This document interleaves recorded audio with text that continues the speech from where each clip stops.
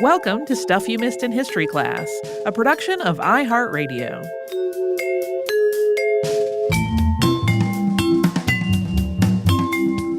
Happy Friday. I am Tracy V. Wilson. And I'm Holly Fry. This week on the show, we talked about kudzu. I said that quietly, I feel like, for some reason. We talked about reverence of kudzu. So one of the things that I do on a regular basis, I have this giant collection of RSS feeds from all of these places that publish articles that are related to history and archaeology in some way. And I go through them regularly to bookmark stuff that might make an appearance in a forthcoming Unearthed episode. And some of the places that publish these various articles don't strictly publish about archaeology and history. And so there will be articles that are not exactly in the same umbrella. And one of those recently was about the discovery of a fossil of a plant that dinosaurs had eaten. And the headline for this article had described it as dinosaur food. And so my mind kind of went, hey, self, do you remember when you were a child and you thought that kudzu was dinosaur food because you could imagine a big old brontosaurus just like eating the kudzu out of the top of a tree? And that pretty quickly went to, we should do a podcast about kudzu because I really want to find out how much of my incredibly limited understanding of how we got so much kudzu is actually true. See, you grew up in the South. I moved to the South when I was 9 from the Pacific Northwest. And I similarly, the way people described it was like, it's coming for you. Like, yeah.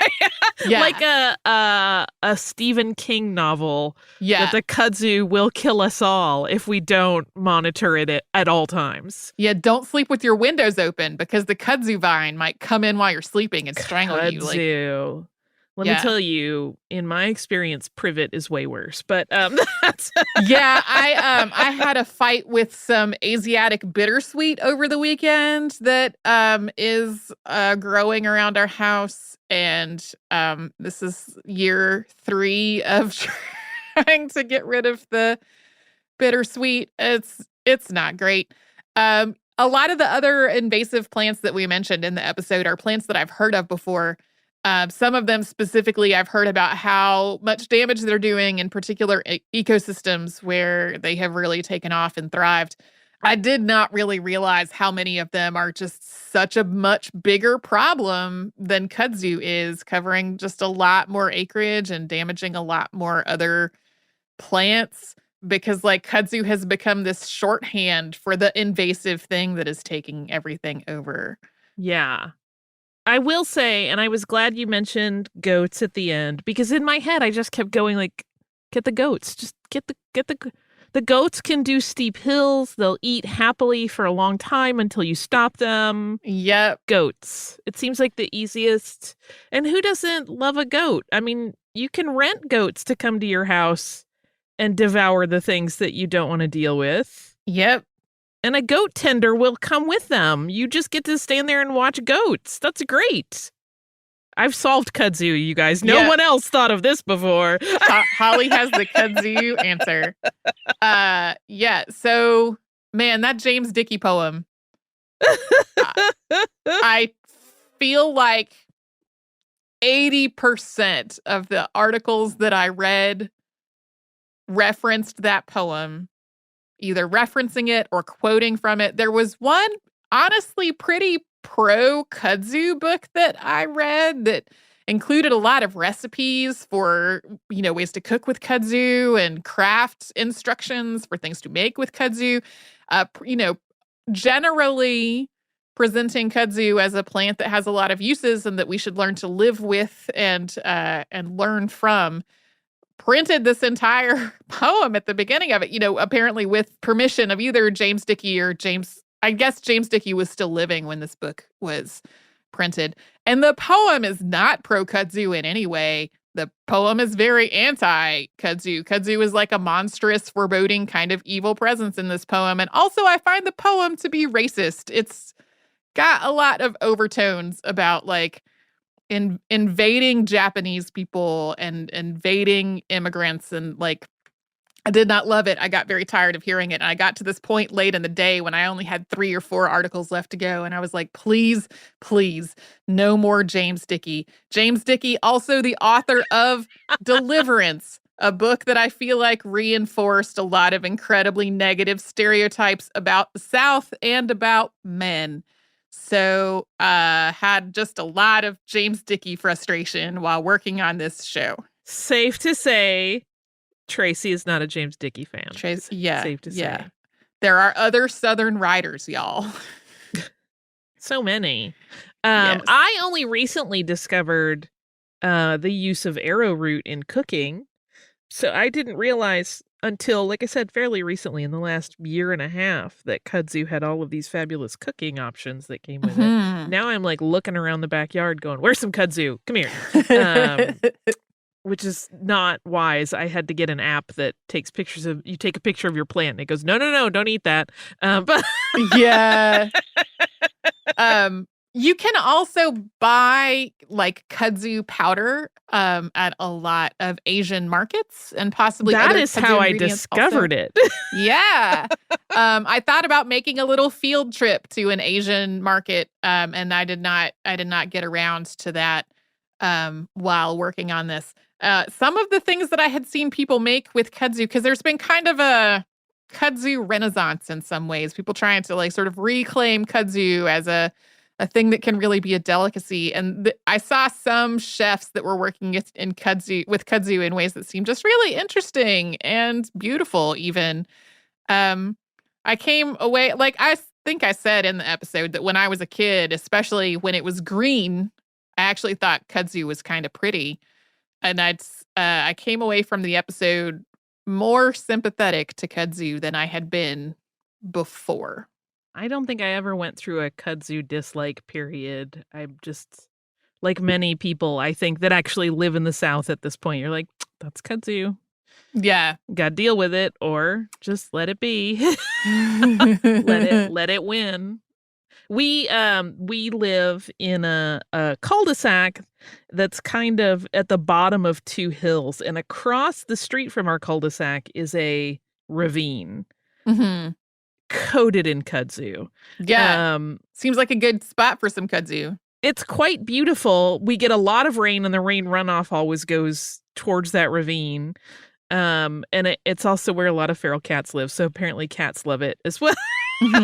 In my head, they have like a Miyazaki level cat kingdom developed in the kudzu over there. But that I have always been curious, and I've never asked any of the people that live on that side of the thoroughfare if they're fighting with the kudzu or just sort of, it's kind of naturally being beaten back by just them living and using that land in whatever way they use it. But happy in the ravine forever.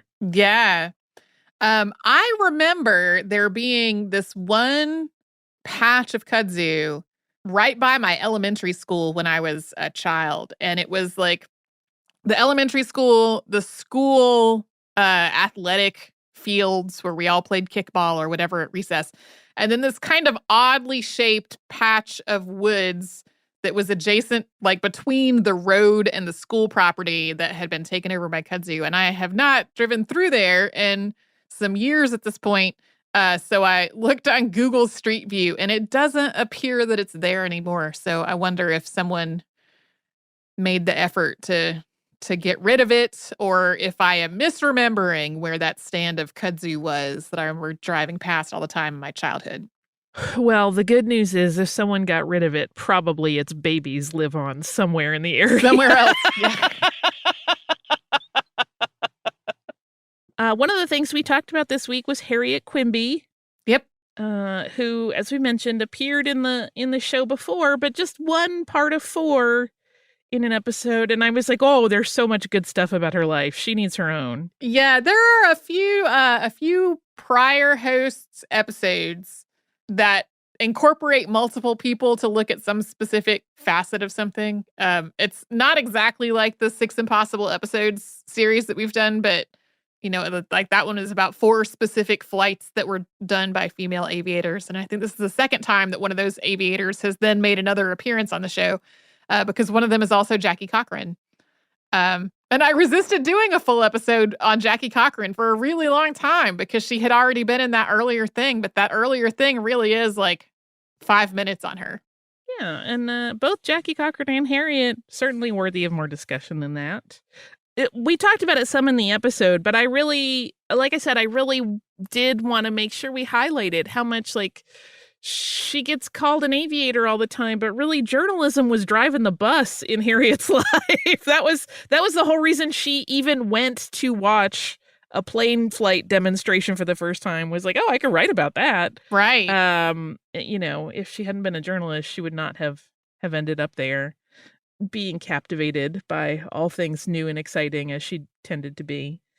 I will say this, if you look at her articles, she was not a brief writer. Like, she would write very lengthy, really well-written articles, but like they were not short. She tended to write long-form articles, one of which I stumbled across, and I didn't really use it as a source because it wasn't really germane to the story, but like she wrote this whole article at one point about the importance of starting art schools in the United States, and how we needed our own art tradition that was supported by a really strong and well thought out curriculum for people that were coming up and wanted to be artists, and to celebrate the culture that we already had as a melting pot. And it was quite fun to read. Yeah, she also wrote a great article that I stumbled across about where she kind of turns the table on gender roles in acting, where there were already so many articles about starlets who were just, lured by the magic of potentially being famous and of being on screen. And she wrote one that's all about like young and up and coming actors. And she kind of talks about them in the same language, which is pretty funny. And even says at the top of the article, I know what you're about to read you would normally think was about women, but it's about guys. And it's just you see how she was able to really ride that line of being a little bit cheeky and challenging her readers, but also being so charming and winsome in the way that she wrote that people were like, of course we should talk about this. She didn't seem to ever have a lot of backlash, even when she did write some pretty challenging articles, which is interesting and not something that gets talked about much at all. I will say this, I'm completely captivated by that purple satin jumpsuit. Yeah. Like, hello, future Halloween outfit. There are pictures of it. It's darling. Yeah, it's one of those things where there are some descriptions you'll read of her, kind of getting to the airfield, particularly if they were local to New York, and, driving up in her car and getting out and just kind of looking like this sort of unusual, completely original fashion plate, and being...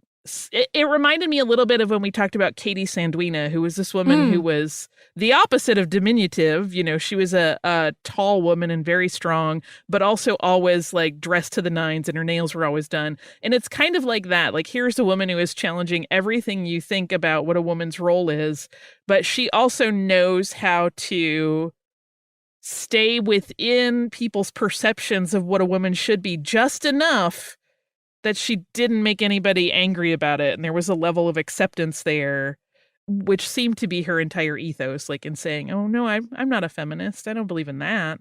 Oh, of course women should vote and have equal rights, but I'm not a feminist. I don't want you to get mad about it, which is just an interesting thing to unpluck. Well, and I think you will hear similar things today. Like, I feel like the idea of people saying, oh, I'm not a feminist, but... and then having all of the same perspectives as like mainstream feminism, like that still happens. Yes, 100%. I 100% for sure said that when I was in college. I remember saying that. Same. We did not get into John Moisant, but he's another one that could be an episode on his own, because there's a lot to unpack there.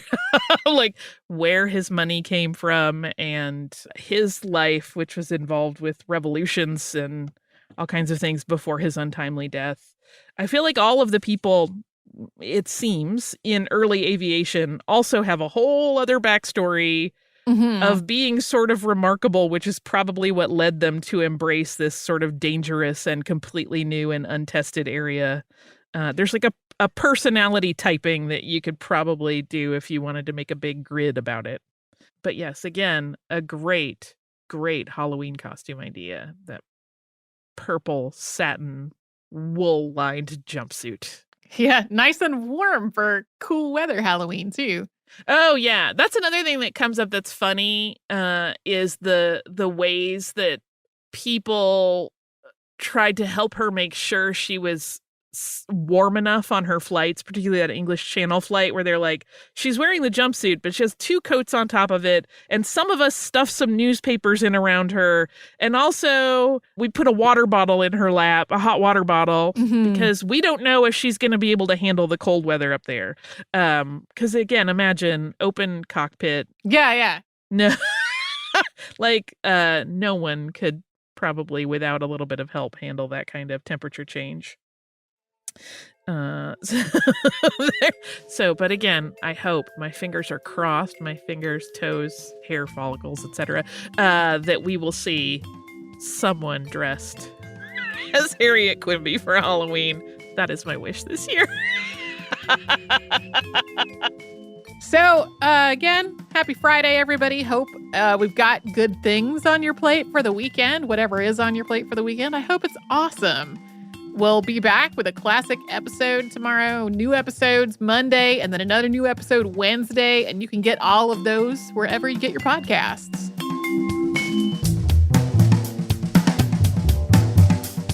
Stuff You Missed in History Class is a production of iHeartRadio. For more podcasts from iHeartRadio, visit the iHeartRadio app, Apple Podcasts, or wherever you listen to your favorite shows.